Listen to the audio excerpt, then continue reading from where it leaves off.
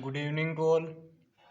मैं नरेंद्र आर्यभट्ट IAS के digital platform पर आप सभी का हार्दिक स्वागत करता हूं।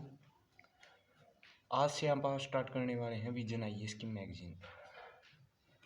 Vision IAS magazine. अब क्या ये ज़रूरी है पढ़ने के लिए? क्या यूपीएससी के अंदर इसमें से क्वेश्चन उठते हैं?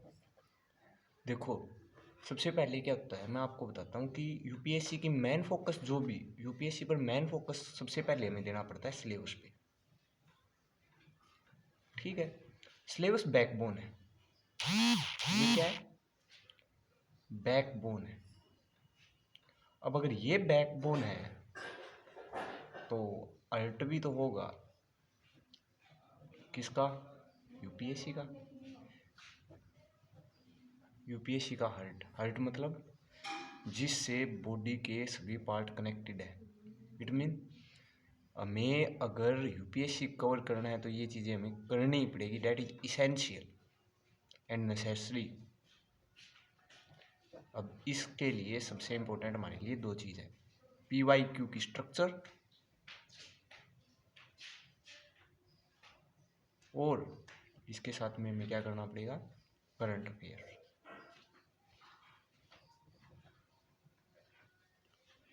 समसामय की मुद्दे।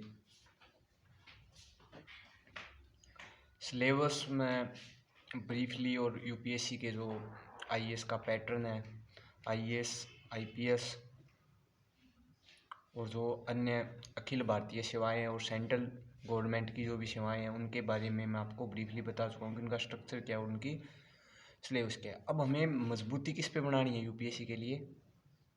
करंट अफेयर पे। अब करंट अफेयर में यूपीएससी की बाउंड्री क्या रहती है? क्या रहती है? बाउंड्री बोले तो एक लिमिट तो होगी ना। करंट अफेयर हम कहाँ तक कवर करें? देखो, यूपीएससी के अंदर पीछे एक बार क्वेश्चन आया था अरब स्प्रिंग पे। किस पे? अरब स्प्रिंग पे। अब अरब स्प्रिंग यह है कि नॉर्थ अमेरिका में उठा एक जन आंदोलन था जिसकी लहरें हमारे वेस्ट एशिया तक को हमें देखने को मिली थी। इराक, ईरान में भी, सऊदी अरब में भी। तो अरब स्प्रिंग 2009 में हुआ था और पूछा गया ये क्वेश्चन 2020 के अराउंड। तो क्या करंट का दायरा हम कहाँ तक रखें? अब ये भी तो ज़रूरी है कि करंट का दायरा तो होना चाहिए ना कुछ। अब करंट अफेयर जो पूछ रहा है वो करंट अफेयर का दायरा लिमिटेड होना बहुत ज़्यादा ज़रूरी है।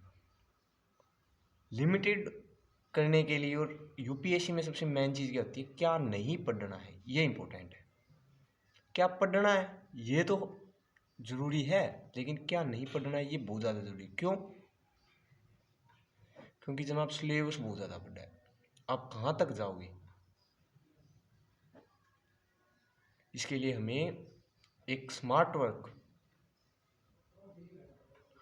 करना होगा। ठीक, स्मार्ट वर्क करने के लिए आर्यभट्ट IAS आपके साथ हमेशा से तैयार है और अब लेकर आ रहा है विजन IAS का मंथली कंसोलिडेशन।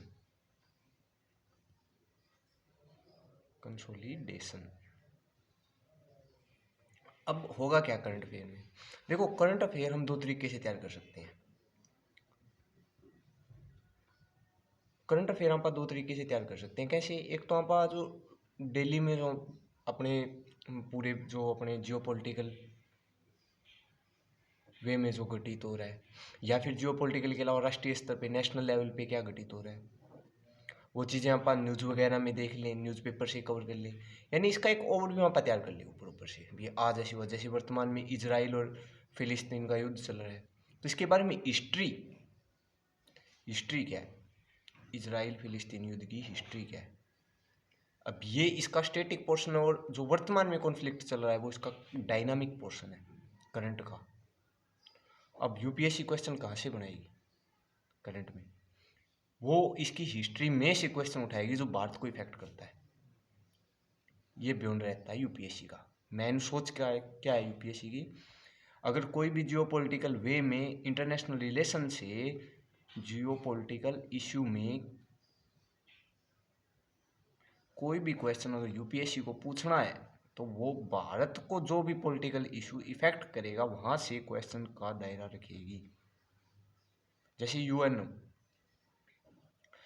यूएनओ में क्या है, यूएनओ में अभी 5 P5 के सदस्य है, परमानेंट 5, और 10 अस्थायी मेंबर है, नॉन परमानेंट मेंबर है, एनपीएम। ठीक, अब भारत शुरू से मांग कर रहा है कि हमें P5 में सदस्यता दी जाए, तो क्या यूएनओ की सदस्यता से क्वेश्चन नहीं बढ़ना चाहिए?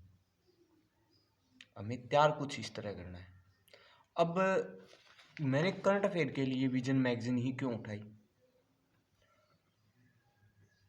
विजन मैगजीन में क्या है, देखो विजन मैगजीन एक तो मंथली कंसोलिडेशन देता है हमें, पूरा का पूरा एक मंथ में क्या हुआ ये हमें बताएगा, एक मंथ में पूरे में क्या हुआ। जैसे ये हमें देता है पॉलिटी के बारे में, बताता है पॉलिटी के ऊपर क्या हुआ, इकोनॉमिक्स के ऊपर क्या हुआ, एनवायरनमेंट के हॉटस्पॉट मुद्दे क्या रहे। ठीक है, इसके अलावा कोई भी योजना चल रही है, योजना कौन सी योजना न्यूज़ में है, क्यों चल रही है, न्यूज़ में कोई भी रिपोर्ट आ गई, अब रिपोर्ट का पर्सपेक्टिव क्या है, कोई भी स्थायी समिति हो गई, उस स्थायी समिति की कोई रिकमेंडेशन आई होगी। जैसे हालगढ़ी में अपने गिग अर्थव्यवस्था के ऊपर रिपोर्ट आई है, फाइनेंस गिग अर्थव्यवस्था, गिग अर्थव्यवस्था पर किसकी रिपोर्ट आई है, हाल ही में वित्त संबंधी स्थायी समिति की, फाइनेंस रिलेटेड समिति की क्या आई है, वित्त संबंधी स्थायी समिति की क्या आई अभी रिपोर्ट आई है कि देश के अंदर जो भी गिग श्रमिक है उनको आपा क्या करें, एक कानून के दायरे में, एक बियॉन्ड जो मतलब एक रेगुलेशन के अंडर लाए, ताकि उनका हम डाटा रख सकें और पता चल जाए हमें कि गिग अर्थव्यवस्था हमारे देश में किस तरह विकास कर रही है। अब इस तरह मज़ा भी इंटरेस्टिंग आता है हमें, क्योंकि करंट को जब आप पूरे स्तर के ऊपर एक सब्जेक्ट से दूसरे सब्जेक्ट से जोड़कर पढ़े तो भी अच्छा रहता है। और करंट एक ऐसा सब्जेक्ट है अगर जिसके ऊपर अगर फोकस हो जाता है, यानी अगर करंट के ऊपर फोकस हो जाता है ना, तो आप ऐसे मानो 80 से 90% आपका अगर स्टैटिक पोर्शन कवर है, स्टैटिक पोर्शन मतलब आपका सिलेबस अगर कवर है, आपने एक या 2 बार अपना बैच कंप्लीट किया हुआ है, आपने ज्योग्राफी अच्छे से पढ़ी हुई है, आपने पॉलिटी अच्छे से पढ़ी हुई है, तो जो भी इशू न्यूज़ में है वहीं से यूपीएससी क्वेश्चन डाल देगा बना के। इसके लिए हमारे लिए करंट सबसे ज़्यादा ज़रूरी है यूपीएससी के अंदर। ठीक है, अब आपा करंट कहाँ से करेंगे, आपा करंट करेंगे विजन, आपा करंट करेंगे विजन मैगजीन से, विजन मैगजीन से। और विजन मैगजीन से करंट आपा किस तरह कवर करेंगे, देखो आपा अभी जुलाई का शुरू करेंगे, ठीक है, जुलाई अगस्त इस तरह आपा चलते जाएंगे और आपा लगभग अप्रैल तक कवर कर लेंगे, अप्रैल 2024 तक। 25 मई 2024 को प्री है, प्री का एग्ज़ाम है, तो हमारे पास अप्रोक्सीमेट कितने मंथ बच गए, कितने मंथ की मैगजीन हमारे यहाँ पर कवर होगी, 4 और 2 6 और 4 10 मंथ की मैगजीन कवर होगी। इस 10 मंथ में आपके पास करंट का इतना भरमार होगा कि आप कोई भी क्वेश्चन आ जाओ उसको आप हैंडल कर सकोगे, कोई भी क्वेश्चन हो आप उसको क्या कर सकोगे, डेफिनेटली हैंडल कर सकोगे। ठीक है, और अब हमें क्या करना है, आप सब्जेक्ट वाइज लेके चलेंगे। जैसे कि एनवायरनमेंट में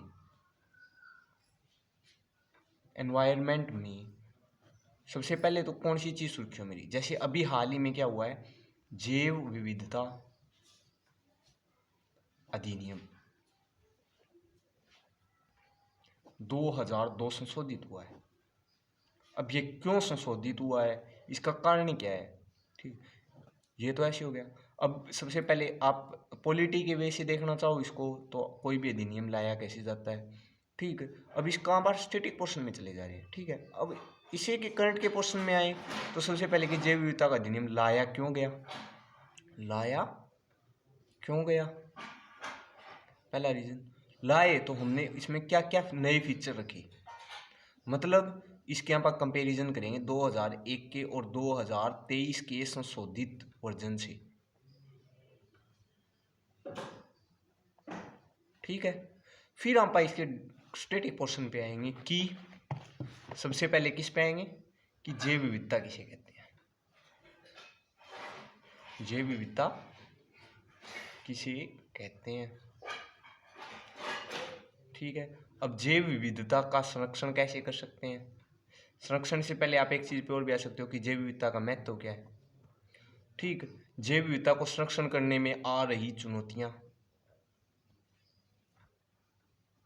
ठीक, और इसके बाद में आप भारत द्वारा किए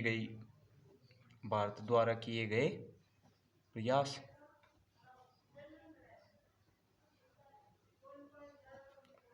ठीक है, अब भारत द्वारा किए गए प्रयास के बाद में आप बताएंगे कि विश्व स्तर पे क्या प्रयास हो रहे हैं, विश्व स्तर पर किए गए प्रयास।